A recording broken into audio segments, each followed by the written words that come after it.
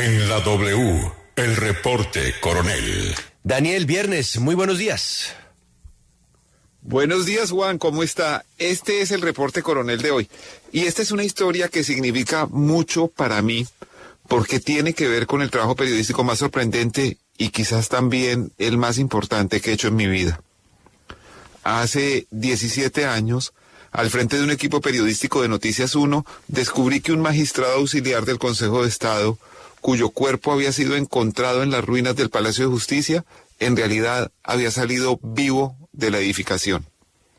El hallazgo de 3 videos que así lo prueban sucedió 22 años después del asesinato del doctor Carlos Aroasi Durán, quien salió con vida del palacio. Fue torturado, asesinado y su cadáver devuelto a las ruinas aún humeantes de la sede del Poder Judicial. La familia del magistrado Durán se fue de Colombia. Rodaron de continente en continente. Su hija Elena, huérfana de su papá y del país de su infancia, aprendió muchos idiomas, pudo estudiar en universidades prestigiosas del mundo y hace un tiempo volvió a Colombia y volvió además, virtud su tristeza, para escribir un conmovedor libro llamado Mi vida en el Palacio. Después de muchos años de exilio, Elena, hace poco más de un año, empezó a trabajar en la Cancillería como asesora para la no repetición. Y hace unos días, durante la marcha del 1 de mayo, el presidente Gustavo Petro decidió enarbolar la bandera del M-19, la guerrilla que se tomó el Palacio de Justicia, y decir, abro comillas, no, señores de la oligarquía, esta bandera no se guarda, no se esconde, esta bandera se levanta y va a continuar levantada. Hasta ahí las comillas. 2 días después, Elena Urán Videgain le envió una carta al jefe de Estado diciéndole, abro comillas, usted insiste en sacar a relucir una bandera de un grupo armado bajo el argumento de que no está prohibido. Le pregunto, ¿sirve eso para algo? ¿Gana usted, sus antiguos compañeros, o gana el país algo con eso? Hasta ahí las comillas. La sentida carta continúa diciendo, ¿por qué parece costarle a usted tanto sentir el dolor de aquellos a quienes las decisiones del M no nos hicieron ningún bien? ¿No hubiese sido preferible un encuentro más incluyente para hablar del pasado que subir la bandera del M-19 a una tarima sin que aquellos a quienes este símbolo nos puede recordar y reavivar el dolor tengamos ninguna posibilidad de decir nada? Usted debería entenderlo y mejor aún reconocerlo como el jefe de Estado de todos los colombianos que es hoy. Elena Urán reconoce que la muerte de su padre fue ejecutada por militares y no por guerrilleros en la toma del Palacio de Justicia, e insiste en que la reivindicación de la bandera del movimiento guerrillero que originó la toma agrede a las víctimas de sus acciones. Dice ella, comillas, despojada de ideología o intención de hacer mal a nadie, quisiera yo también entender su punto de vista, pues no entiendo cómo sacar una bandera que genera controversia sin posibilidad de discusión podría fortalecer la memoria.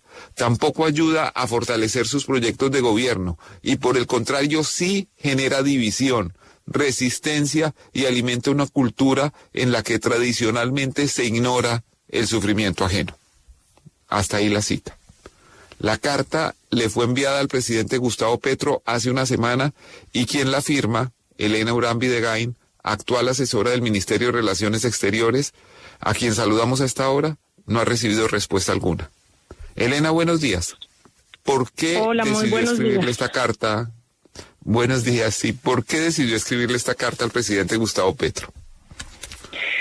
Bueno, a ver, yo desde que empecé a investigar más a profundidad lo que había sucedido en el Palacio de Justicia para poder darle un poquito de sentido a todo el sinsentido que ha sido esta historia, no solamente para mí, para mi familia, sino para el país, me di cuenta que aquí había un tema cultural muy fuerte, que esa cultura en la que hemos vivido de guerra es la que alimenta el negacionismo, y este negacionismo no nos permite pues avanzar, ni mucho menos hablar o profundizar la democracia.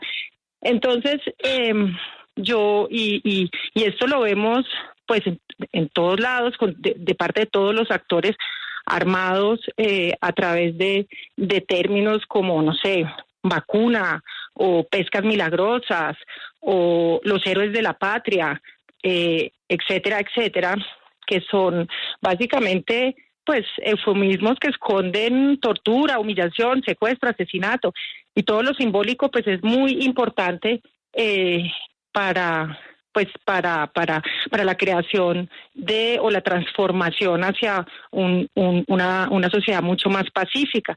Y yo cuando vi en la marcha del 21 de abril, de hecho, una pancarta que decía "Salvando la democracia", que hace alusión, para los que no saben, a eso lo dijo, es una frase célebre de Plazas Vega, escondiendo en realidad la masacre, el asalto al Palacio de Justicia, y que fue después sacada en esa marcha como si haciendo apología al horror.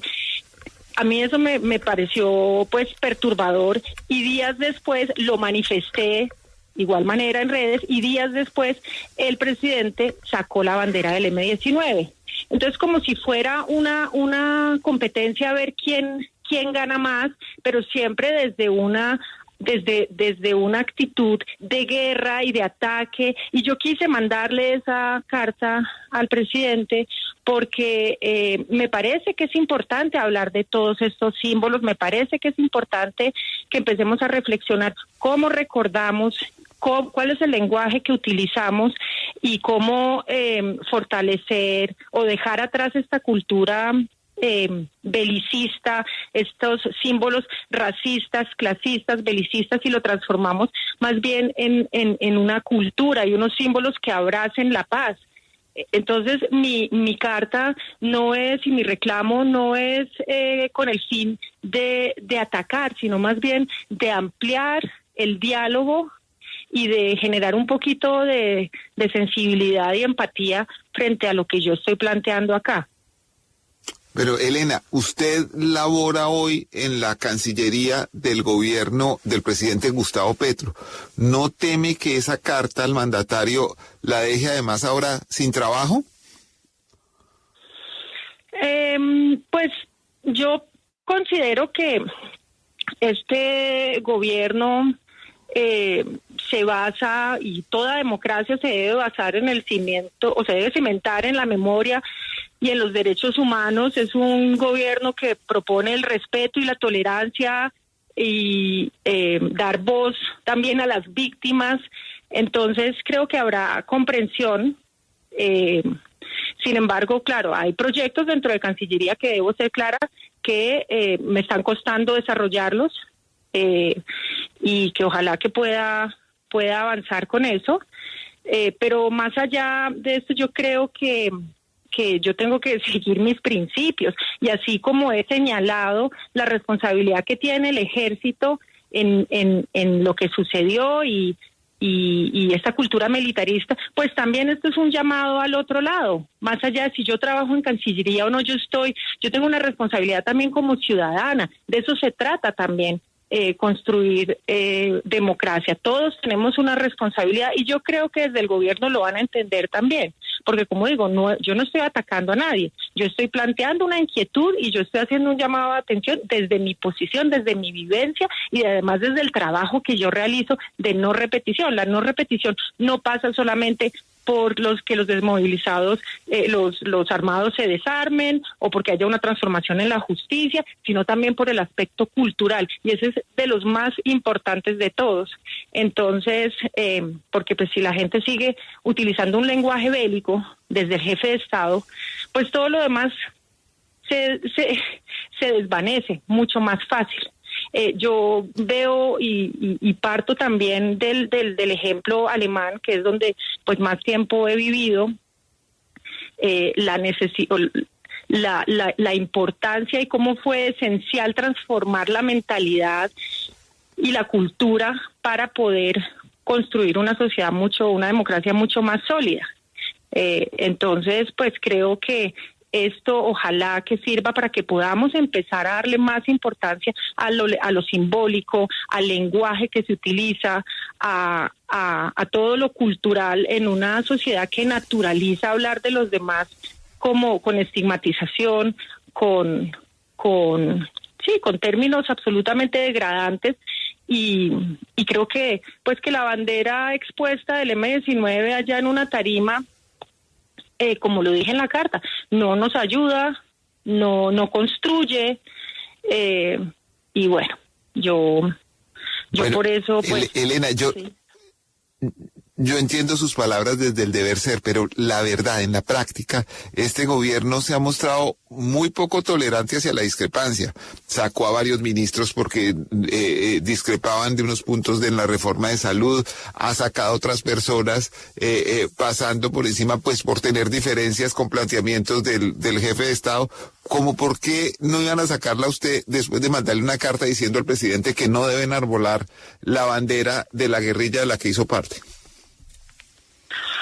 Bueno, pues eso, pues yo no puedo prever el futuro, vamos a ver qué pasa, pero yo creo que yo estoy esperando que por encima de la bandera del M-19 podamos ondear la bandera de Colombia, que es la que nos incluye a todos y no solamente a un grupo, y que lo mismo podamos empezar a trabajar también con la fuerza pública con relación a los símbolos que nos parecen tan normales, y también empezar a revisar cada uno de los términos que se utilizan y rechazarlos. Y eso está pasando muy lentamente, pero tiene que seguir. ¿Qué vaya a pasar conmigo? No lo puedo decir. Espero que haya tolerancia, apertura y que podamos pues avanzar en un diálogo mucho más incluyente y constructivo. Yo además, yo me he dado cuenta en mi, digamos que la justicia no nos ha dado respuesta a nosotros en la búsqueda para esclarecer los hechos de mi papá concretamente, y al regresar a Colombia me di cuenta que tenía que apuntarle también a lo simbólico, y es por eso que yo en algún momento hablé con el presidente de la Corte Suprema para que se pusiera una placa con el nombre de todas las personas que habían fallecido dentro de esa instalación, y no solamente los magistrados titulares. Ahora se va a cambiar una placa también en el ayuntamiento que solamente le da la responsabilidad de los hechos al M-19 y no a la fuerza pública. Hice una solicitud a la JEP para que la Casa del Florero, el Cantón Norte y el Cementerio Sur sean más adelante lugares de memoria, que se decreten medidas cautelares, pero con la finalidad de que sean lugares de memoria, y que a partir de todo esto, lo simbólico,